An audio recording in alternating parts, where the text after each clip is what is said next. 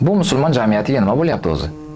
Sahobalar davrida bir muslima ayol taloq bo'lsa yoki eri vafot etsa, uning hurmati yuzasidan va u ojizligi uchun unga uylanishga shoshilishardi. Hattoki bir sahobiy ayol 4 martagacha turmush qurgan. Lekin hech kim uni kamsitmagan. Aksincha avvalgisidan yaxshiroq bo'lishga harakat qilishgan.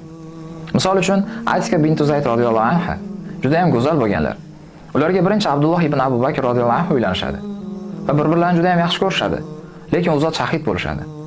Ulardan keyin Umar ibn Hattob radhiyallohu anhu uylanadilar. Ular ham shahid bo'ladi. Ulardan keyin Zayd ibn Avvom uylanishadi. Ular ham shahid bo'ladi. Lekin hech kim bu Atika erlariga musibat olib keldi deyishmadi. Aksincha, kim shahidlikni xohlasa, Atikaga uylansin deydi. Sahobalar davrida bir beva ayol boshqasiga turmushga chiqadigan bo'lsa, avvalgi eriga xiyonat qildi deyishmadi. Ayol kishining taloq bo'lishligi yoki turmushi ko'p bo'lishligi harom hisoblanmaydi. Agar harom bo'lganda shariat bundan qaytargan bo'lardi. Lekin butun insoniyatga go'zal axloqni o'rgatgan zot, Nabiyimiz sollallohu alayhi vasallamni Oysha onamizdan boshqa barcha ayollar beva bo'lishgan. Misol uchun birinchi ayollari Xadicha onamiz 15 yosh katta bo'lganlar ham beva bo'lishgan. Muslima ayol taloq bo'lishligi yoki eri vafot etishligi omadsizlik hisoblanmaydi. Aksincha mufassirlar Taloq surasining 1-oyatini la tadri la'allallohu yuhdisu ba'da zalika amro. Sen bilmaysan, shoyat Alloh undan keyin biror ishni paydo qilsa.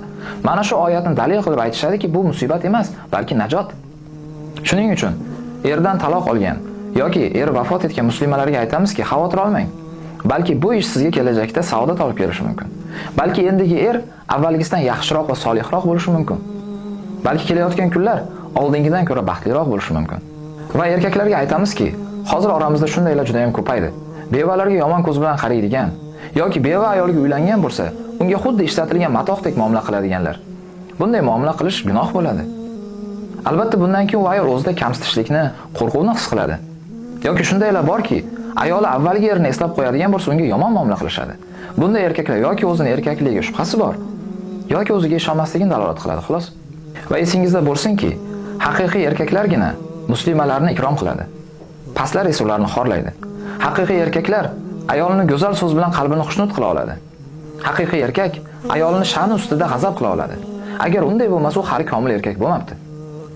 Shu bilan birgalikda hozirgi paytda jamiyatimizda Rossiyaga, Amerika, Koreya yoki boshqa davlatlarga borib, ahlul kitoblarning ayollari bizga halol ekan deb musulmon bo'lmaganlarga uylanishga shoshilayotganlar.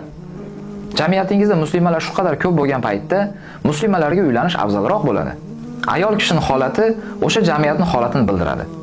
Agar jamiyatni isloh qilmoqchi bo'lsangiz, bevalarni kamaytiring.